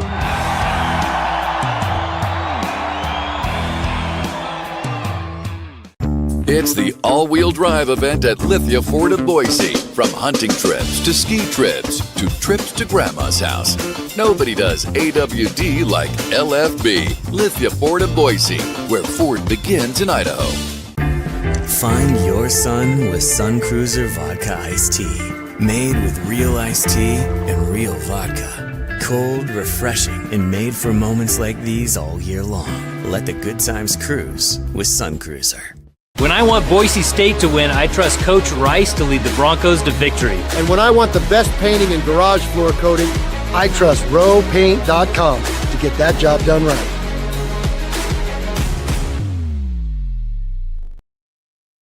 All right, we're back live, part 2 of our Lithia Ford of Boise pregame show. Those guys are tough, unfortunately, to have to follow up, though, Nathan. I know. It's a tough act to follow, but I'll do my best. By the way, nice haircut here. Thank you. Nathan Carroll getting the haircut here. Yeah. We got the whole crew. We got Mateo. We got Kanan. They're all helping us out here, and we're excited for a championship game. By the way, shout out Sun Cruiser. Maybe Mateo, come be my Vanna White or something here. Here, hold this for us so folks can see it. We got the Sun Cruiser cooler. This is a pretty nice cooler, by the way. Let the good times cruise with Sun Cruiser. Very nice cooler here that we're going to give away to the closest score prediction. So get your score predictions in. Your phone you left here, Brad, somewhere. Did you get it? Somewhere. All right. There you go. So get your score predictions in. Mateo, appreciate it. Whoever's closest to the score, you get the Sun Cruiser cooler. And again, our new studio sponsor, we appreciate Sun Cruiser. Awesome new sponsor here at B&N. We appreciate them for their support, and we'll be telling you plenty about Sun Cruiser here moving forward. But real iced tea, real vodka, 4.5%, no bubbles, only 100 calories. It's low carb as well, and 1 gram of sugar, I believe. So it's if you're like me and trying to watch the carbs, watch the weight a little bit, I think only 2 grams of carbs. Yeah, iced tea, vodka flavor, peach, lemonade, classic iced tea, I think a raspberry, and then just the straight vodka lemonades as well. So we'll be telling you more about them, but love Sun Cruisers. Go out to Albertsons, go out to Jackson's. And as always, if you ever send us a photo on Twitter, send us a photo on Instagram, email us a photo of you with drinking a Sun Cruiser, we'll find a way to hook you up with maybe a free pack of Sun Cruisers or something. And and help you out. So thanks again, Sun Cruiser, our new studio sponsor here, the Sun Cruiser Studios. That's kind of a nice ring to it. Sounds great, yeah. I've been working on this for a few weeks, and I told you guys about this, and we got it done, and we're happy to announce it today. But get your score predictions in. Let us know where you're watching from, and the closest to the score prediction here gets the Sun Cruiser cooler here on Bronco Nation News. All right, you know them, you love them. Nathan Carroll do a tremendous job at Bronco Nation News. Your preview is up, and we a lot of great nuggets and things in there. But when you just kind of, we'll dive into some of the specifics. But big picture, your kind of general thoughts on this championship game. Yeah, I mean, first and foremost, like, you look back on the season, kind of thank God that the Broncos make it here, right? Like, you open the season with a demoralizing loss to USF, who at the time I don't think we realized how good USF was, right? Like a CFP caliber team. And then you lose to Notre Dame. Maddox goes down. You lose big to Fresno. You lose to San Diego State, and all of a sudden you're looking at a 5-4 football team, and it's like, well, okay, where do you go from here? What's next? And ultimately, the way things end up panning out, the Broncos make the Mountain West Championship. They get it at home against a UNLV team that, all things considered, I think it's a pretty good matchup for the Broncos. On paper, kind of talked about coming into this game, I think San Diego State was the most talented team in the worst matchup. Like, if you're a Bronco fan, be thankful that you dodged the Aztecs, in my opinion. UNLV just matchup only. Hi, Don. Appreciate you being in there. Matchup only, I think UNLV is kind of optimal, particularly because of their run defense. 113th nationally in EPA per rush. I even saw one model that had them dead last in the FBS in EPA per rush. Boise wants to run the ball. We saw it in the first game. I think 294 rushing yards in that matchup. So all things considered, I do think it's a good matchup. I think Bronco Nation should be pretty stoked about getting UNLV and getting the game at home. You told us, you wrote earlier in the week, you looked at the numbers. Don's asking here about, will they go to Max if Madsen is terrible? You took a look at the numbers. We both kind of agreed on this. We thought it was a fairly obvious choice going to Maddox Madsen. That really wasn't the popular play early in the week. I think some folks have come around on that. It's funny. Once Spencer Danielson says it, people all of a sudden the media didn't like it. But once the coach says it, they're all on board and agree with it. And great choice, But I still think there's some people that wish Max Cutforth was starting tonight. I know you took a look at the numbers. Paid subscribers at BNN got the treat of being able to see that. But it was when you kind of dove into the analytics, dove into the film, maybe not everybody wanted to hear it, but it was pretty one-sided for Maddox Madsen. Very decisive. I mean, you look at whether it's counting stats, you look at the PFF numbers, you look at the advanced EPA data, all of it was pretty clear. Maddox Madsen's been a better quarterback for the Broncos. I get that Max Cutforth threw for 325 yards against Utah State. He had 52 dropbacks. It's not a very good defense. And granted, UNLV is not a great defense either. If you had to throw Max Cutforth out there, I think he could play well enough to win. But I think there's a reason that this line opened UNLV by 1.5 and pretty quickly got bet. I last saw it at Boise State -6. So this thing has moved 7.5 points.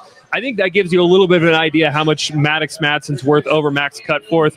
I wouldn't make it a full 7.5. I'd call it maybe 3.5 or 4 points. But yeah, it's absolutely the right decision. The data's pretty definitive. Maddox Madsen's been a better quarterback this year for the Broncos. And you look back at the last UNLV matchup, Maddox throws 4 touchdowns, has 1 interception that was off a tipped ball. PFF didn't grade it as his fault.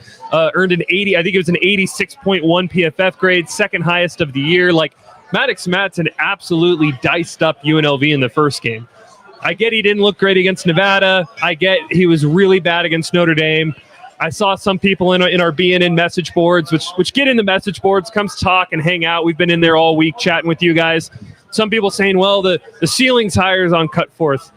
For this game, for one game, that doesn't matter, right? It's Maddox Madsen. He's the guy.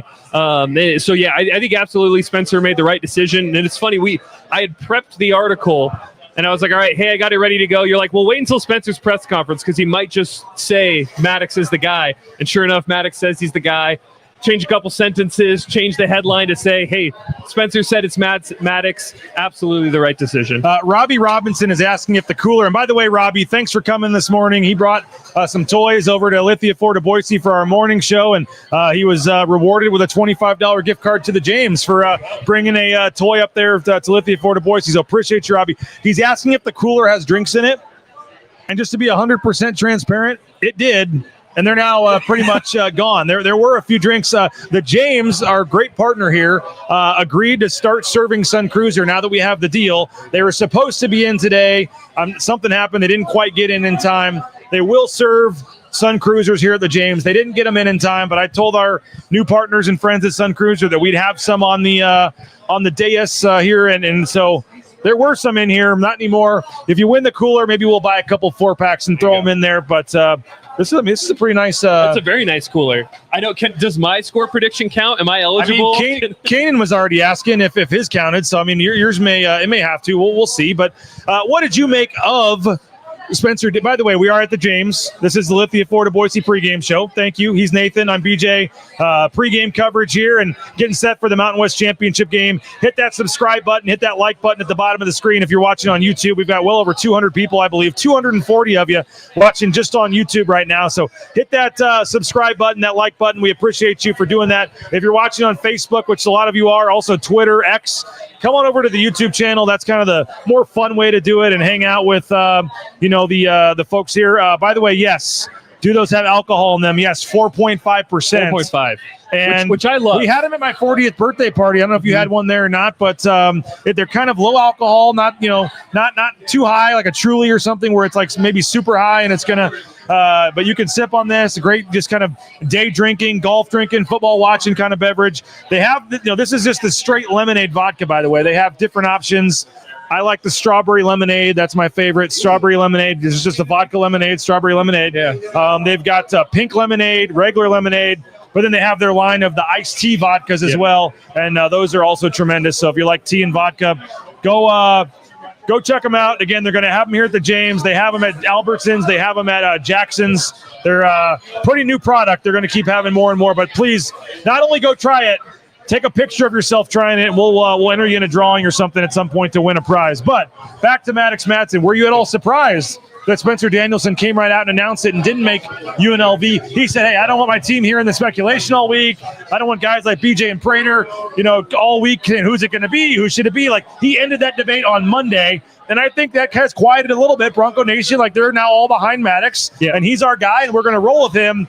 But you could also say from the other side of it, make UNLV not know, prepare for both, maybe see how Maddox plays all week in practice. I don't know. What's your take on him coming out Monday in his opening statement and just saying, no, our starting quarterback is Maddox Madsen? I was a little surprised by it. I mean, Spencer has always been very transparent as a head coach, and a lot of what he says is truth, and that was clearly something. He came out and said it, and we got to go to practice before his press conference, and we saw Maddox has taken every single first-team rep. Maddox is full go, and we were kind of saying, do we think he's going to talk about it? And we were almost even surprised that they opened practice to us this week, thinking maybe they do try to do some of that gamesmanship, keep everything closed. But I was a little surprised he announced it, but I get the logic, and I think it really is going to be good for the fan base. You talked about it. Already the tides have shifted over the last 5 days. On Monday, it was a lot of Max Cutforth should be the guy. Even if Maddox is healthy, it should be Cutforth. And it really does feel like over the past 3-4 days, that perception has shifted, at least online. So the fan base is going to get behind him, but behind Maddox Madsen, that is. The team's obviously going to be behind him. Little surprised he didn't go for the gamesmanship route, but part of that's just Spencer, right? He's transparent, he's honest, and that's the way he wants to do things for better or worse. That's the way he's done things. Pony Boy is asking about the weather. I'm looking through the opening and the covering here. It is certainly raining.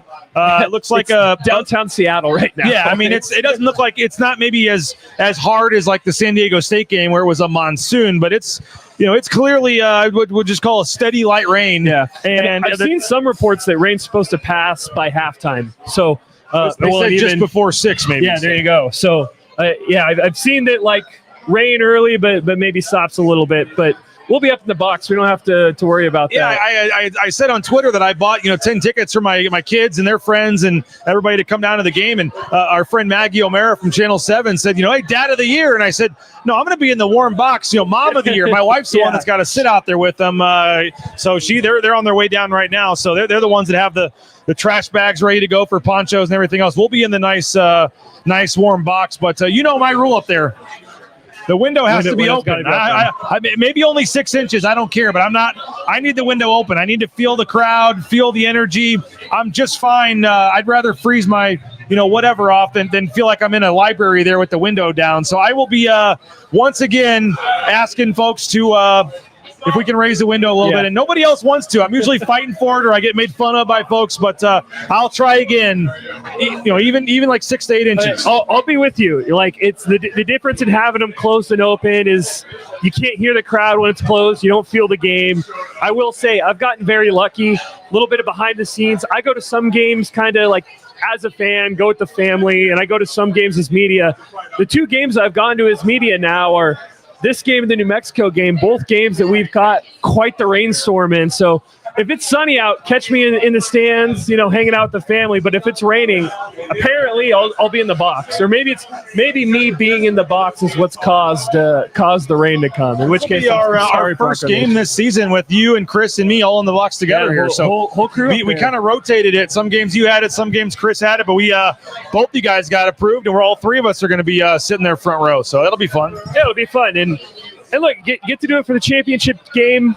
Bring out all the big guns, right? Shout out Chris, by the way, for his signing day coverage. Oh, absolutely. Guys, Chris is a star, an absolute stud for his coverage, especially on signing day on Wednesday. Up at probably, 4 a.m., 5 a.m., busting out the blog, and was there doing it all day, here at night doing the show with you as well. I mean, the coverage is fantastic. The interviews he's getting are fantastic. I mean, Chris, absolute stud for his work on signing day this week. Yeah, it was a great signing day coverage. You can go back and read that at BroncoNationNews.com. Tell us what else you're looking at in this game for either side. In terms of, I feel like the advantage Boise State has is going to be, they're going to score points. My question is, can the defense make enough stops? I mean, UNLV, number 1 offense in the Mountain West, top 15 in the nation, player of the year on offense in Calandria. I mean, they did pretty good against them last time. Some of those points were even late, in the second half. But it was 28-24 in that game, and they had a 4th and 1, and they punted. And a lot of folks thought they should have gone for it near midfield, and Boise State ended up kind of just blowing them out after that. I mean, that game could have maybe gone different if a player or 2 here goes. Boise State ends up winning the game rather comfortably, but what the key matchup for me is the offense of UNLV. Can Boise State make enough stops? Because I think the offense for Boise State is going to score. Am I crazy, or what are you looking at here? No, I think the offense will score. I mean, UNLV's defense, there's been a lot of talk about how they've improved. Well, they've improved against Colorado State. They've improved against Hawaii off of the mainland, where that offense has not been good all season. They improved against Nevada. Like, you're talking about 3 of the 4 worst defenses 3 of the 4 worst offenses in the conference. You go back to that Utah State game. Yes, Utah State only scored 26. A lot of the advanced data on that said Utah State got really unlucky not to score more. They missed 3 field goals. They don't convert a 4th down inside the 25. Like, the Aggies moved the ball at will. I think Boise State's going to be able to move the football. As you talked about, it really comes down for me, UNLV offense versus Boise State defense. Dan Mullen is an excellent play caller, an excellent schemer. He's seen this defense once before. He's going to have some plays dialed up to attack this defense.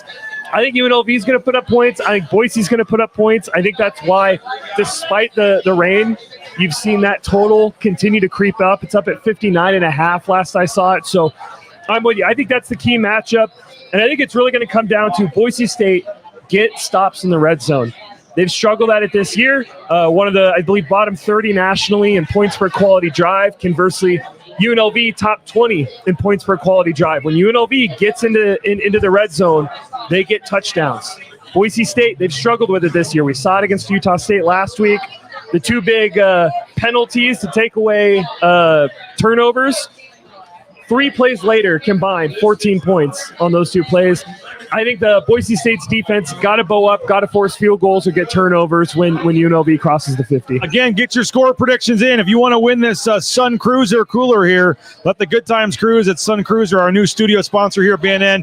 Just get your score prediction into the chat, and whoever has the closest. Now, are we going closest total points overall, closest to the winning, closest margin on each side? How do we decide who gets the closest score? I think you got to do so TJ here predicted 35-24. If the final is like 38-20, He's off by 3 on Boise, off 4 on UNLV, so it's 7 points total that he's off by. Like, that way margin matters and point total matter. That's what I would go with. All right, well, again, get your score prediction in if you haven't already. A really nice Sun Cruiser cooler here to give away. But, Nathan, what else? Keys to the game, players to watch. You put your whole preview out there with, thousands of words and numbers and everything else for folks that are either getting ready to get in their car and head down or watching. Heck, there was a guy over there watching here at the James at the bar. You got guys over, folks over in the tailgate braving the rain. What should they be watching for in this game tonight? Yeah, I think the big player is Dylan Riley. I mean, he had 200 yards in the first game. It's not really an upset pick, but UNLV's defense, their biggest issue has been giving up rushing. Get you some water, by the way. I know. I sent Kanan to grab me some. My voice is already starting to go. We've been live you've been live for an hour and a half. I've been going 15 minutes. Dylan Riley, to me, it's a game for him. UNLV struggled with giving up explosive runs. Dylan Riley, the most explosive rusher Boise State has. I think he needs to have a big game.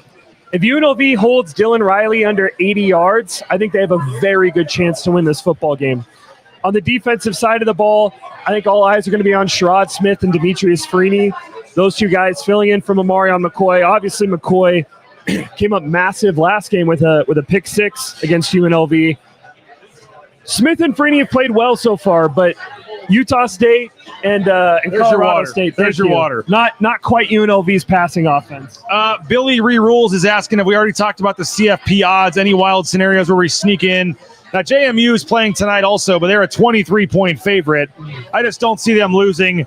But if they were to lose, I still think if it was Boise State versus Duke, they'd probably give it to Duke. I think they'd probably give it to Duke. I put it out there on Twitter. I think 9-4 Boise with 2 losses with your starting quarterback out, I think that's a more impressive resume than what Duke's done. I mean, not only is Duke only 8-5, they will find a way to justify having an ACC team in the field. They will. But this is an 8-5 Duke team with 2 G5 losses. They lost to Tulane. They lost to UConn.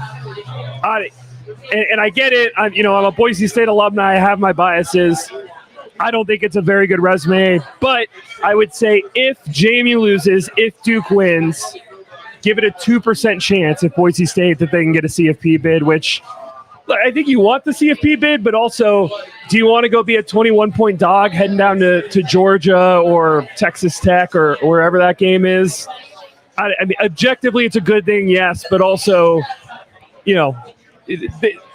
LA Bowl, get it wrapped up in the next 2 weeks. Being done in 8 days would be awesome. Yeah, and maybe that's just us media letting our biases that's in. Players, that's coaches. Players and coaches, I think it was Matt Lauder. We were talking to Matt Lauder this week. He actually came out and said it yeah, man, it'd mean a lot, to win this game because we could go to the LA Bowl and be done next week. Yeah.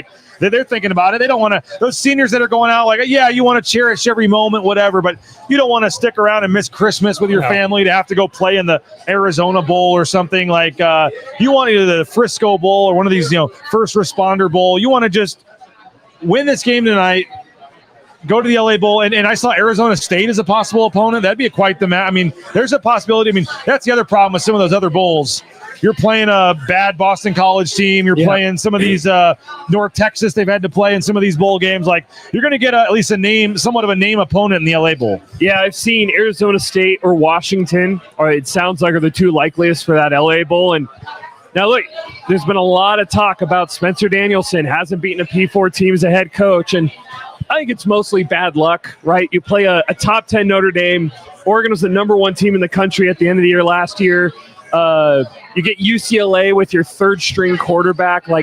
I think there's some bad luck into that, but you get a chance to knock off an Arizona State team that I think is gettable. I don't think it's a very good Sun Devil team. You get a chance to knock off Washington. It's a big-time spot, and it's been a rough year when you have CFP expectations to go 8-4, but man, I think if you're able to finish this year 10-4 with a conference championship and pick up a bowl win to get 10 wins, it reminds me a little bit of the year where they went 10-4 with Taylon Green, Ashton Genty, George Helani, and the team kind of that game to me at least felt like the start of the CFP run we saw last year, because you saw Ashton Genty start to break out. You saw a lot of younger guys on defense start to get more run, and that felt like a momentum building season. Maybe that's what this year could be if you end up taking care of business tonight and then going to the LA Bowl. Well, how do you think the weather could, if it is raining and doesn't stop, or maybe it will, but how do you think that could affect this game? I mean, Boise State's receivers have had enough issues trying to catch the ball that I don't think rain's going to help them. I included that in the preview. I mean, the numbers back up what your eyes are seeing with this wide receiver room. Cam Bates, Chris Marshall, 2 of the top 5 in drop rate nationally, not just in the Mountain West, in the entire country.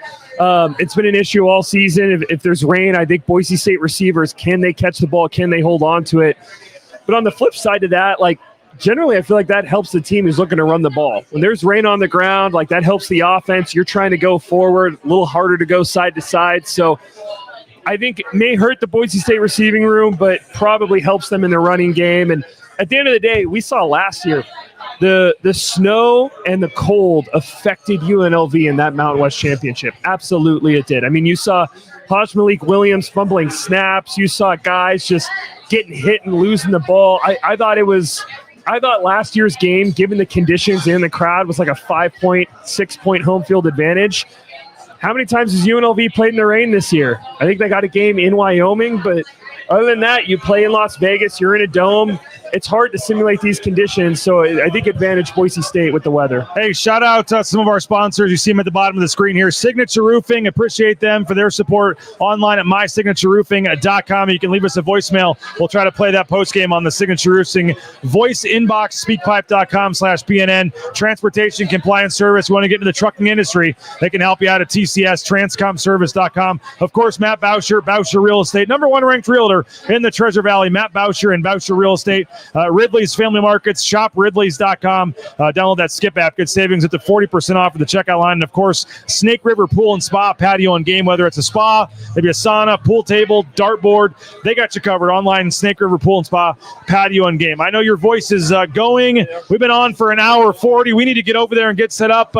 Or plenty of coverage during the game. As you said, we'll all be in the message boards. We'll have the game thread going. So hopefully everybody will check that out and hang out in the message boards. It's that's for free. So if you're not even a paid subscriber, you can still hang out and get kind of some analysis from Chris and Nathan and myself. And then post game, still kind of finalizing the plan. You may come over here and start it, and then I may send back some stuff from the celebration. We may try to link into the press conferences as well. We got some plans. We will have especially if they win, we'll go as late as we have to tonight. We went 3 hours last year. I don't know if we'll quite go that long for the Mountain West Championship game, but we are planning to have an extended post-game show tonight. May start a little later because, as I said, the trophy presentation and everything takes a while, and then there's like a 20-minute cooling off period, and then they have the post-game press conference. So, like I said, you may get over, you sneak over here and start it early. We'll see, but you may have to wait a little while. So celebrate.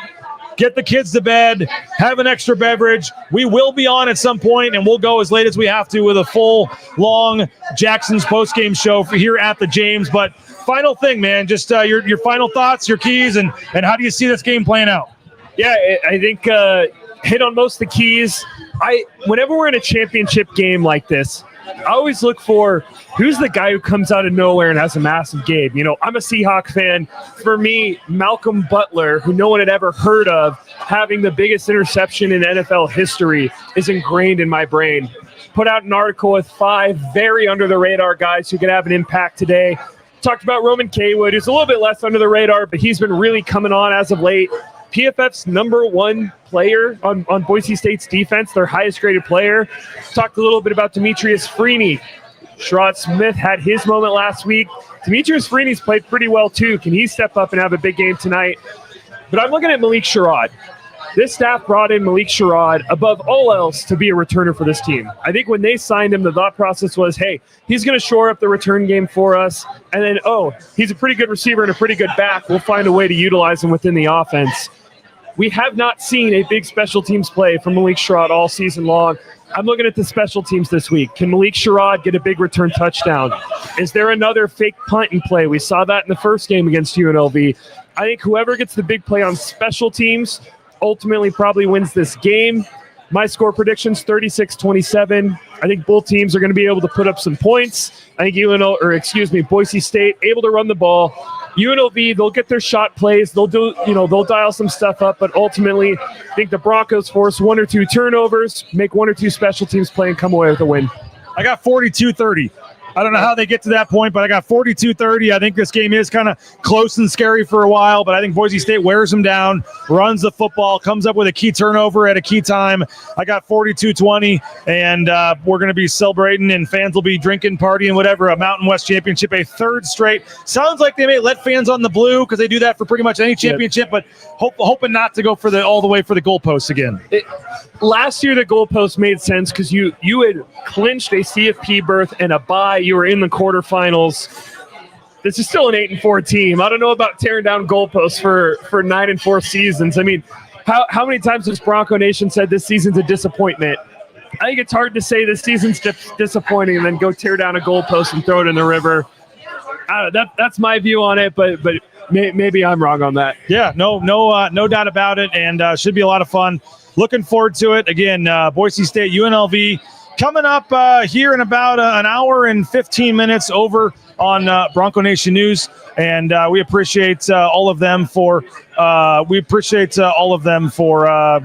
folks that have watched, all the folks that have hung out. We're a great crowd here at the James. Yeah, man. Great crowd. Come join us after the game. I don't know when we'll be here or if we'll be here, but even if we're not here, come grab a drink. It's a great place to enjoy a post-game victory. Go get some Sun Cruisers at your local establishment, and we'll have fun on the post-game show. Looking forward to it. The post-game show is going to be fun, man, one way or the other. Hopefully it's a celebration here. The Lithia Florida Boise pregame show from the James. Enjoy the game, everybody. Should be fun. Mountain West championship game. Boise State, UNLV, man. Third time in a row. Third time in a row. Playing in the title game. This place is packed. We're going to get inside the stadium and get ready for this one. Follow us on social media. Go subscribe, BroncoNationNews.com. Go and check out all of our stories, game preview, all this good stuff. And then, like I said, subscribe if you can. We got that 50% offer going right now. And don't know how quickly after the game, like I said, we got the trophy presentation and stuff, but we'll have video of the trophy presentation, assuming it's Boise State. We'll have post-game interviews on the field. We'll have all kinds of stuff, and we'll go as late as you guys want to go tonight, hopefully celebrating a Boise State win. So congratulations in advance on reaching this championship game. It's a pretty cool deal, folks. Enjoy this tonight. Have fun, and looking forward to getting over there and seeing what happens, man. Special program. Down years, you're still playing for conference championships. I mean, how many programs dream of this? This is their dream season, and for Bronco Nation, it's a disappointing year. You're still hosting it.